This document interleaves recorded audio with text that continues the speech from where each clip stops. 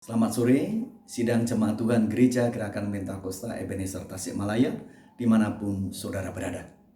Pada sore hari ini Minggu tanggal 22 Maret tahun 2020, firman Allah datang kepada saya dan saudara, terangkat dari Yesaya pasal 8 ayat yang ke-13. Demikian bunyi firman Tuhan.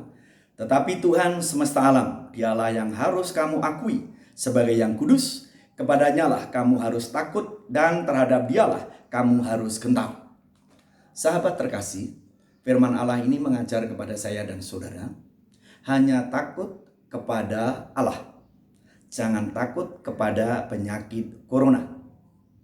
Karena virus corona ini tidak perlu kita takuti, tetapi perlu kita waspadai dan sikapi dengan bijak. Sebelum kita melangkah dari ke sana, mari kita coba menjawab pertanyaan, apa maksud Tuhan di balik merebaknya virus corona atau COVID-19 ini? Saya sendiri tidak tahu pasti, tetapi firman Allah mengajar kepada kita.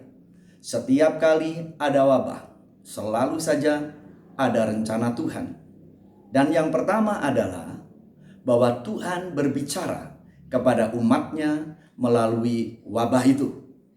Alkitab pernah mencatat beberapa kali wabah terjadi. Salah satunya terjadi di Mesir, yakni wabah 10 tulah. Dan puncaknya adalah kematian anak sulung dari Firaun sampai rakyat jelata, bahkan sampai seluruh hewan. Itu dicatat dalam Keluaran pasal yang ke-11 dan 12. Lalu siapa yang selamat dari wabah itu? Alkitab menulis yang selamat adalah umat Tuhan yang di ambang pintu maupun di kedua tiang pintu teroles darah anak domba. Hal yang sama akan terjadi pada kesempatan nanti. Siapapun juga yang hatinya tidak ada olesan darah anak domba tidak akan diselamatkan. Yang kedua, setiap kali ada wabah, Alkitab mencatat bahwa Tuhan Yesus sedang mengajar bahwa kedatangannya sudah semakin dekat. Lukas mencatat pada pasal 21 ayat yang ke-11. Akan terjadi banyak gempa bumi. Kamu akan mendengar deru perang dan kelaparan dan penyakit sampar. Perhatikan, penyakit sampar. Itu tanda kedatangan Tuhan Yesus yang kedua kali. Untuk apa? Untuk menjemput saya dan saudara. Alkitab mencatat, kedatangan Tuhan Yesus yang pertama adalah untuk menebus dosa saya dan saudara. Rasul Petrus menulis dengan tegas, ia sendiri telah memikul dosa kita di dalam tubuhnya di kayu salib, supaya kita yang telah mati terhadap dosa hidup untuk kebenaran. Oleh bilurnya kamu telah sembuh. 1 Petrus pasal 2 ayat 24.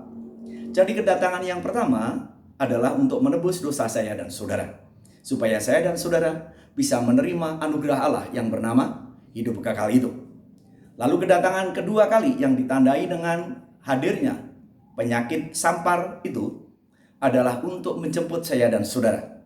Yohanes mencatat, janganlah gelisah hatimu, percayalah kepada Allah, percayalah juga kepadaku, karena di rumah Bapakku banyak tempat tinggal. Kalau tidak demikian, tentu aku sudah mengatakannya kepadamu.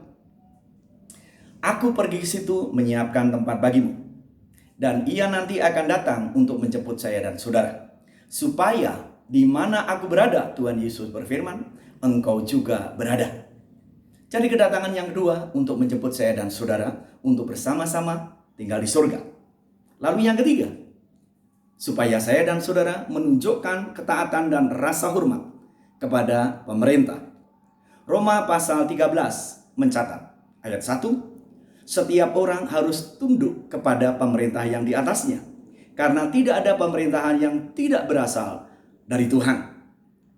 Sahabat terkasih, saat ini adalah saat yang paling tepat untuk menunjukkan hormat kita, dukungan kita kepada pemerintah yang saat ini sedang berjalan, yakni di bawah pemerintahan Bapak Presiden Joko Widodo yang bersama dengan seluruh pemerintah daerah menyepakati untuk kita, seluruh bangsa Indonesia, memutus mata rantai virus corona ini dengan jalan.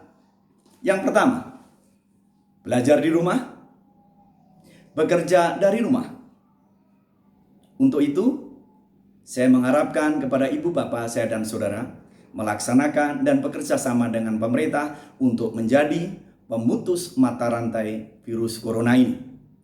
Dengan yang pertama, anak-anak belajar di rumah atau homeschooling. Bapak-bapak bekerja di rumah atau home working. Kepada ibu-ibu, ini yang paling menarik. Belanja dari rumah atau home shopping. Pertanyaannya adalah, apakah sesungguhnya obat virus corona ini sudah ada? Jawabannya adalah sudah.